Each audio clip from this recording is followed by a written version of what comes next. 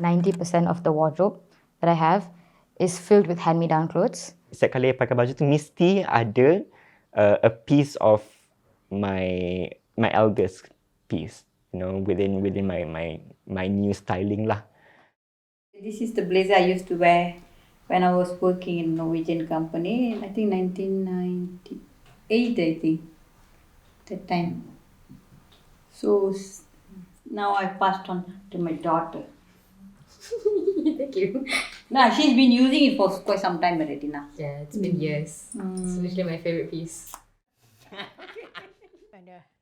Yang ini songket.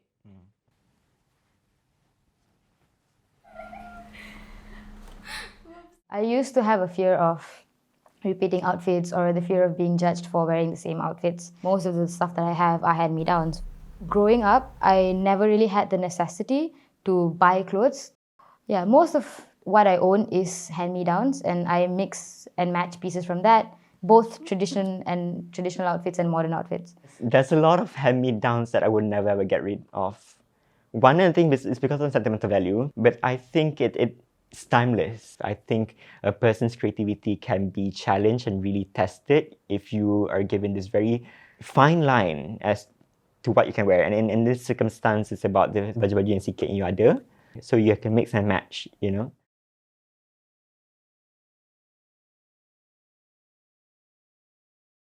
So my aunts, my mom, and my grandmother's saris, like when I was a kid, they would stitch the saris into pawada sate. There are instances where I have to go out and perform. I sing Tirumurai and also Sangidam. So I perform in temples or in stages. When you go into that performance, you have to wear something traditional. My aunt stitches really amazing clothes, right? So she would stitch for me outfits and traditional attires. So in a sense, when I'm performing, I also have them with me, even though they might not physically be there.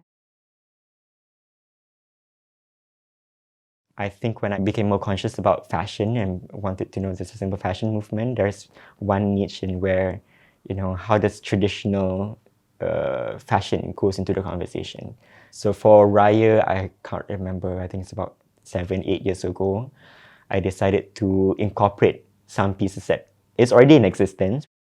And this is one of the first pieces I picked out because I like the color and it matches the theme for that year. It's a pairing piece with my grandfather.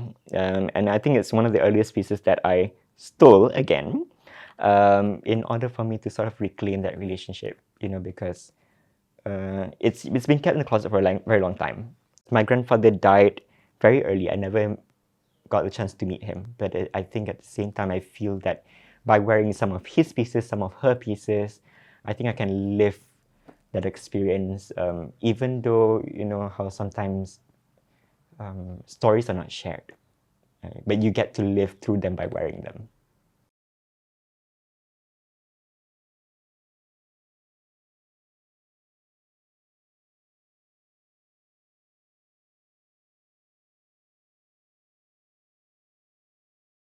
Yang ini songket. So this one is what she wore for her wedding. My grandmother. It's one wearing. You normally wear for weddings only because it's very expensive. Every one of our family, I got married, I got one suit. Another sister got one suit. The 4 sisters got one suit. My brother also got. All about 4, 6, 8 each. 8 of us, 8 suit. I don't know where they are now. I have 3 from them.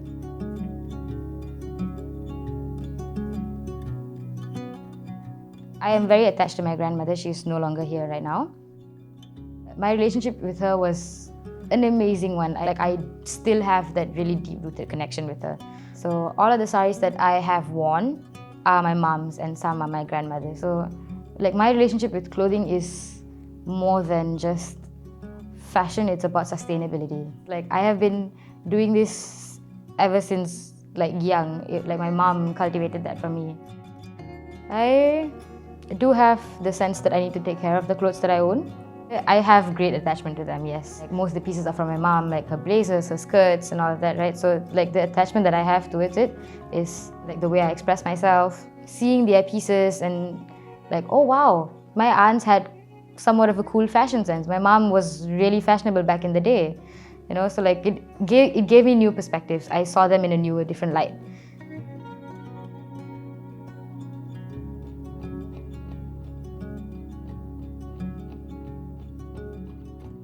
When we were very, very young, my mom used to dress us up very well. We don't really go and buy a lot of clothes. So we used to have like elder sister's dress goes to the second one goes to the younger one. It's like that. And sometimes we have to use the one sari to make 4 dresses. So we used to appreciate whatever is given to us or whatever we have. My sisters and some aunties used to give their saris, my mom's sari, you know. This is when I used other people's clothes, which is very helpful. When I was in need. When I came to KL, that's when I have to wear good clothes, go according to the style, because office attire. My friend told me that she's using the boss's clothes. One day she brought the clothes to the office. Then I start grabbing few which suits me. Since then I used to use that to style myself. All the other clothes that my friends and my relative give, whichever really helped me in the time of need, I treasure them, I keep them. I do admire them. I'm having some of them with me, and until today I still have a lot in my closet.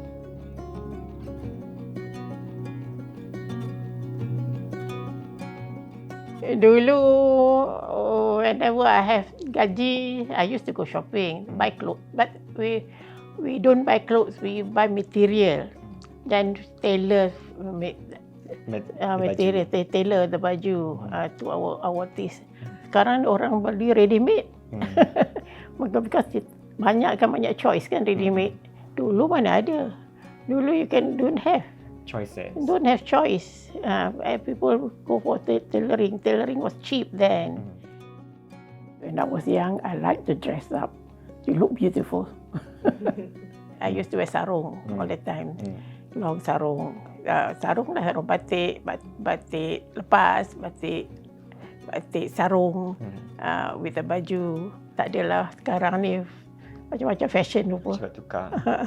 Batik cheap pula, beli siap. Sekejap je siap.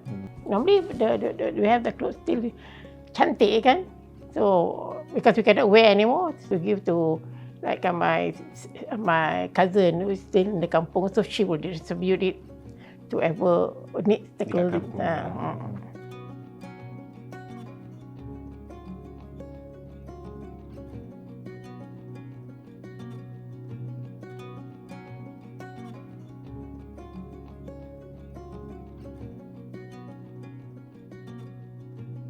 There's breath, there's life in all the threads that goes into making the clothes.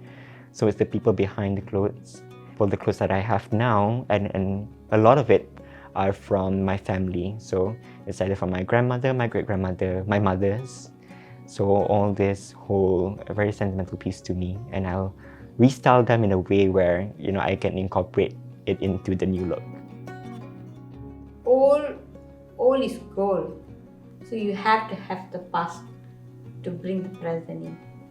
So all this, you have to keep. If it is not worn out, keep it, use it. Yeah, I don't throw anything. I am what do you call it? Hoarder. Save the earth policy. Yeah. I treasure whatever have been given to me. I utilize them. I keep them. Not to say keep them in the closet. Except my mother-in-law's one, I have to keep it because it is old and 80 years old. I keep it as a remembrance for my generation.